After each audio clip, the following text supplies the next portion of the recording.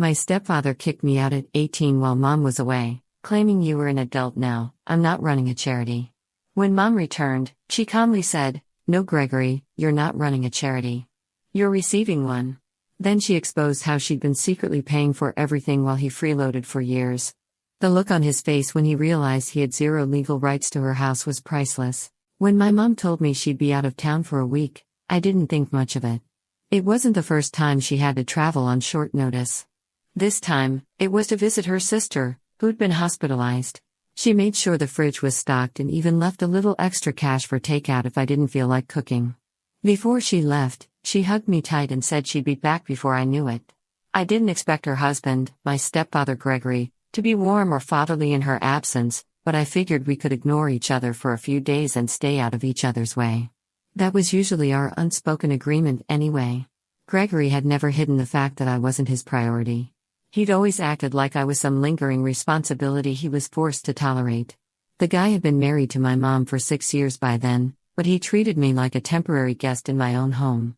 Not cruel, just cold, dismissive, like I was using resources he believed belonged to him. I was only 3 days into my mom's absence when things escalated. I came home after a long shift at the bookstore where I worked weekends and found my laundry basket dumped in the hallway and my bed sheets missing. At first I thought maybe the dryer had eaten them, note the sarcasm, or he'd accidentally knocked things over while looking for something, but when I stepped into my room, I realized it wasn't an accident. My stuff was being packed up. Gregory was sitting on the couch watching a football game with a drink in hand, acting like it was just another Sunday. When I asked him what was going on, he looked at me like I just asked the stupidest question on earth. He said he figured I'd understand by now that I was an adult and that it was time I started acting like one, that he wasn't running a charity and that I had no reason to be freeloading anymore. I told him my mom would be back in 4 days, that this was my home, too. He shrugged and said that I was legally an adult now and he didn't have to let me stay under his roof, that it was his house and his rules. His house. Those 2 words made something inside me burn. This wasn't just his house. My mom had bought it after her divorce from my dad years before Gregory even came into the picture. But he stood there like he owned the walls, the floor, and every right to decide who lived inside them. When I tried to call my mom, he blocked me, saying she was handling family and didn't need to be bothered with my drama. I grabbed what I could, some clothes, my charger, my shoes, and left. It was around 8 p.m. and I had nowhere to go. I didn't want to tell anyone right away. Part of me was embarrassed, like I'd done something wrong. It was ridiculous, I know. But when someone kicks you out like you're trash, you start second-guessing yourself. I called my friend Abby and without asking for details, she told me to come over. Her parents weren't thrilled to have an unexpected guest, but they let me crash on their pull-out sofa in the basement. I promised it would only be for a few days. The next few nights were the longest I'd ever known.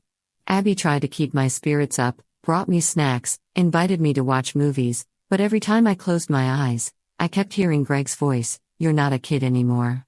Time to stop being a burden." On day 5, I woke up to a notification from Mom. A simple, "Hey sweetie, landing tonight. Can't wait to see you." I didn't know whether to cry or scream. I hadn't told her a thing while she was away. I figured I could handle it. And honestly, I didn't want to be the reason she rushed back or got distracted while dealing with her sister, my aunt's health. But that night after dinner at Abby's, I gathered the courage to text her. I said there was something I needed to talk to her about when she got home, something important. She sent back a thumbs up and a heart. When I walked through the doors of my actual home the next morning, Mom was standing in the kitchen. The moment she saw me dragging in a trash bag of my clothes, she looked confused and then she froze. I said one sentence.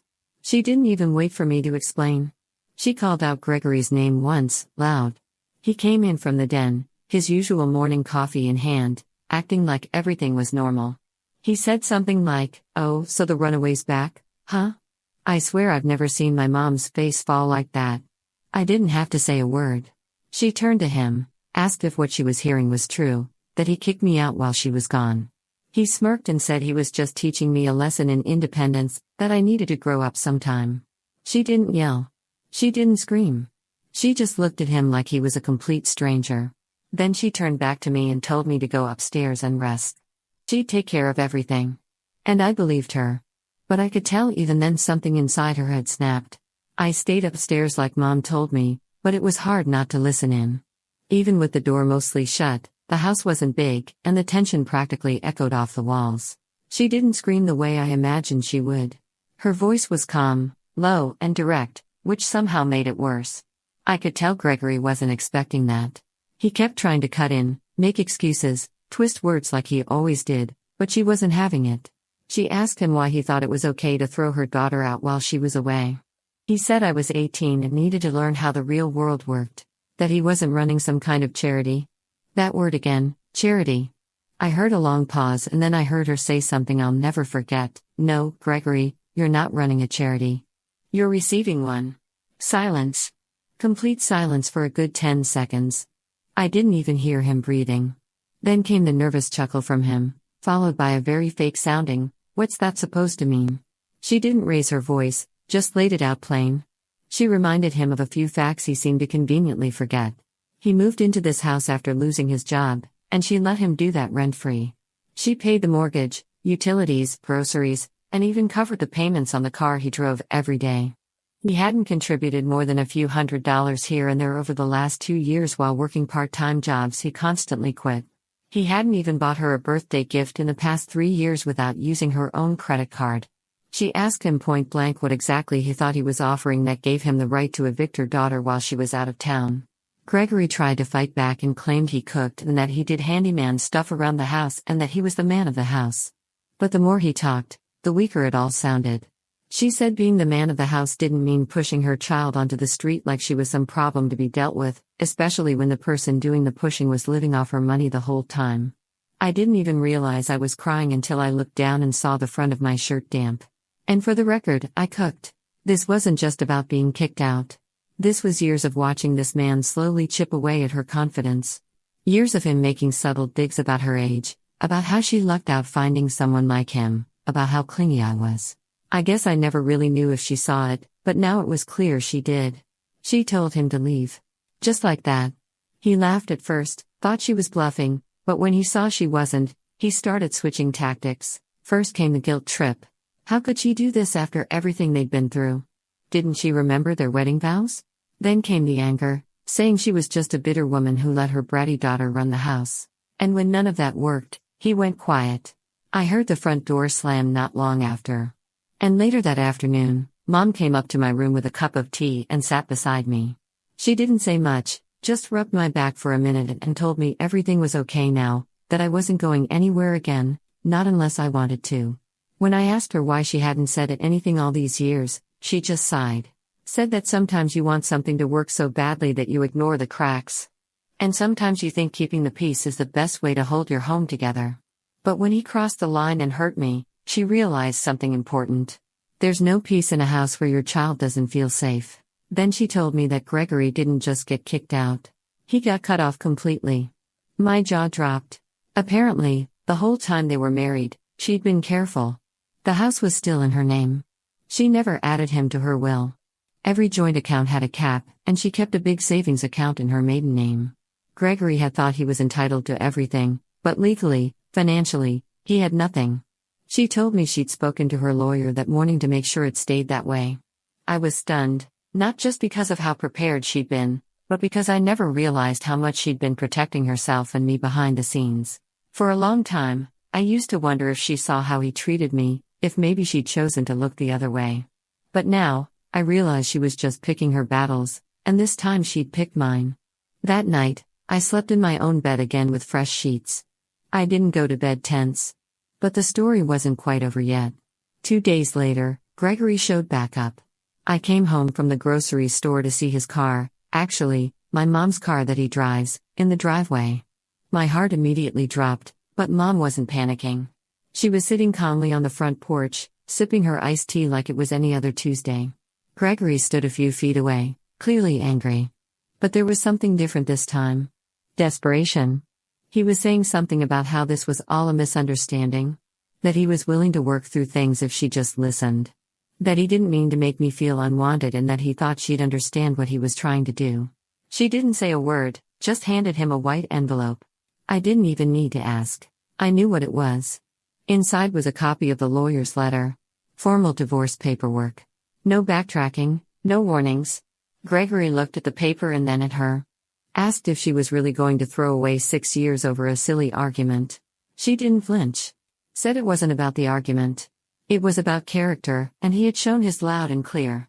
Update 1. The days that followed felt almost surreal. It was like our house had been wrapped in a silence that was finally peaceful. Not tense, not suffocating, just quiet in the way a home should be. Gregory hadn't come back since the day Mom handed him the divorce paperwork. She muted his number, moved all her passwords and finances back to single-user access.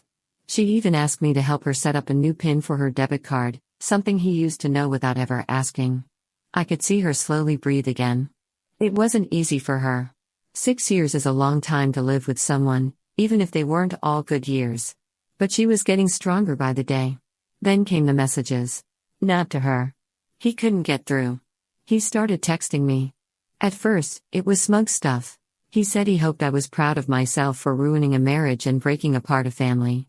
He acted like I was the problem, that I must have manipulated my mom into turning on him. I didn't respond. Then his tone shifted. He said he forgave me, that I was just a kid, that he knew I didn't understand grown-up stuff, and that my mom had always been emotionally unstable anyway. I still didn't respond. And finally, he begged. He said he had nowhere to go. That he'd been crashing with a friend, but it wasn't working out. That he missed the house, the routine, the meals, even the little moments. He called me kiddo in one of those texts like he used to when things were normal in the very beginning. But there was no warmth behind it anymore, just cold calculation. I showed Mom. She just sighed and told me I didn't have to carry any of it. She said Gregory had made his choices and just because he was regretting them now didn't mean we had to carry the fallout. Still, I could tell it wore on her.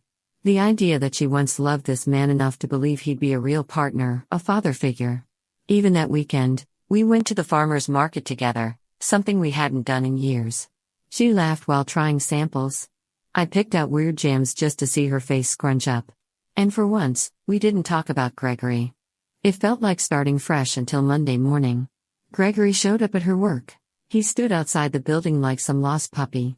At first, her co-workers thought he was there to surprise her or something, but she was horrified. She walked past him without stopping. He followed her. She had to tell him in front of everyone that he needed to leave, that their relationship was over and his behavior was completely inappropriate. Security had to get involved. And that night, we talked again. She told me something that finally put everything into perspective, something that explained why she held on so long. It wasn't just love, it was guilt. When she met Gregory, she'd just come out of a rough patch. Years of being a single mom, struggling to keep up with bills, dealing with loneliness and worrying constantly about whether she was giving me enough. Gregory came into her life at a moment when she felt empty. He was charming, helpful, and knew exactly what to say. He never came on too strong. Instead, he slowly wrapped himself around our lives, doing little things that made her feel seen and supported. At first, it seemed harmless. But over time, she started to notice the manipulation, the way he'd sulk when she spent too much time with me, the comments about how hard it was to support someone else's kid. She said she stayed because she felt like she owed him for being there when things were bad. But this past week had reminded her of something important. She didn't owe anyone anything that came at the cost of her dignity or her daughter's safety. Then she told me something else. She had quietly started the process of selling the house. Not because she wanted to run away from the memories, but because she wanted a full restart. We'd moved to a smaller place, something just ours. The next day, we started packing. Not everything, just a few boxes of things we knew we'd want with us. A week later, Gregory tried again. This time, he emailed her. He said he had spoken to a lawyer and wanted to reassess the division of assets. He claimed he had put years of work into their shared life and deserved some sort of compensation. But here's the thing. Legally, he had no leg to stand on. Their marriage never involved joint ownership of property. Mom had protected her assets from the very start. She had a prenup he once laughed off, calling it a formality. Turns out that formality saved her everything. Her lawyer sent a formal reply. No assets were being divided, no spousal support, no right to the house, the car, or her accounts. And then just like that, Gregory disappeared. No more texts, no more emails. He was gone. It's been a few months now. We moved into a 2-bedroom place closer to downtown. It's smaller, older, but it feels nice, warm. Mom's smiling more. She finally joined that yoga class she used to talk about, but never had time for.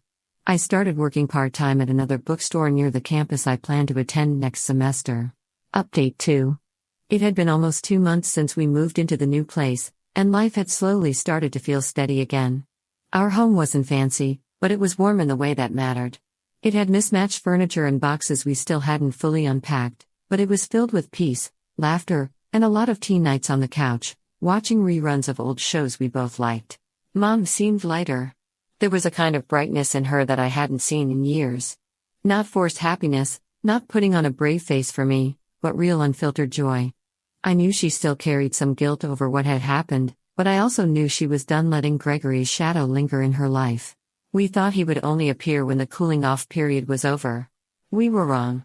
Gregory reappeared in the most ridiculous way possible. One Saturday morning, while I was helping Mom unload groceries from the car, we both froze at the sight of a black sedan pulling into the parking lot. It wasn't a flashy car, probably rented or borrowed, but we both knew who it was before he even stepped out. Gregory. He was wearing a cheap button-up, sleeves rolled, trying to play the casual card, like we'd all just bump into each other like old friends. Mom told me to stay back and quietly handed me the keys so that I could take the bags upstairs. I didn't go upstairs. I stood behind the corner wall of our building and listened. I wish I hadn't, but I couldn't help myself. I was worried about her safety, too. He started with a fake laugh, said it was crazy running into her like this, even though it was clear he'd gone out of his way to find our new place. He claimed he just wanted to check in. Said he'd been doing some thinking and a lot of growing up over the past few weeks. He said he realized he made mistakes, that he was stressed when he kicked me out, and that he reacted poorly. Then he tried a line that made my stomach turn. He said that maybe now with some space we could all be a family again. Mom's voice stayed calm. She told him he needed to leave and not come back. She reminded him that they were legally separated and only waiting for it to finalize, and any further contact would be considered harassment. That's when his mask cracked again. He scoffed and said she had no idea what she was throwing away, that people like her didn't usually get second chances with men like him. He said she was old, jaded, and clinging to some fantasy life she was never going to have. Then he said something I'll never forget. He told her that she should remember where she came from, that without him, she'd still be working double shifts at that call center, struggling to keep the lights on, and begging for a loan from her relatives. That he had been the one to elevate her. And that's when she laughed. Not sarcastically, not bitterly, just a short, real laugh, like someone finally heard a joke they'd been waiting for all their life. And then she told him the truth. She looked him dead in the eye and said that the only person who'd been receiving charity in the marriage was him. She told him about the trust fund her grandmother left her when she turned 30. How she'd used it to pay off her debts, buy the house in her name and create the illusion of a comfortable middle-class life while working part-time only to keep herself busy, not because she needed to. She said she'd let him believe he was contributing more than he was, that she'd covered up his repeated job losses, his failed investments, and the loans he secretly took out in hopes of flipping cryptocurrency. She said the only reason she never threw it in his face was because she wanted to maintain some form of respect between them. But since he had the nerve to claim she was beneath him, she figured the gloves were off. Gregory's face turned a deep shade of red. He tried to deny it at first and said she was bluffing, that there was no way she had that kind of money and that if she did, he would have known. Mom said that's exactly why he didn't know. Because if she told him back then, he would have treated her worse than he already did, tried to drain her dry and make it look like he'd earned it. Then she told him one final thing, that the prenup protected everything and there wasn't a single asset or penny he could touch. Gregory didn't respond right away. He just stood there looking like a man who just realized he'd bet his life on a scratch ticket and lost.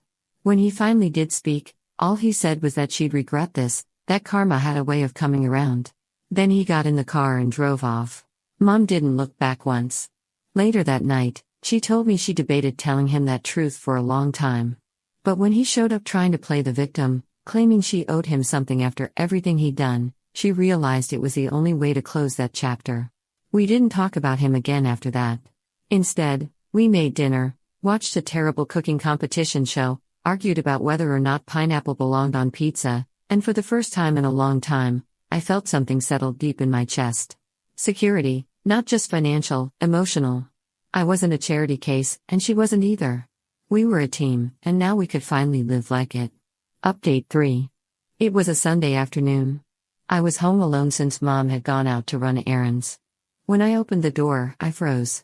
There, standing with a weathered suitcase in one hand and sunglasses he hadn't bothered to take off indoors, was my biological father, Austin.